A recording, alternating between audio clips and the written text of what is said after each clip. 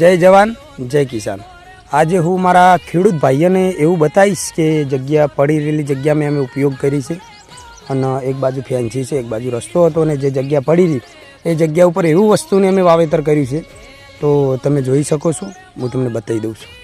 આ મરચાં વાલોડ વાવી છે અને મરચાં વાલોડ એકદમ પણ સારી છે, ફૂલ બૂલ આવી ગયા છે અને જો ફળી પણ તમને બતાવી દઉં છું।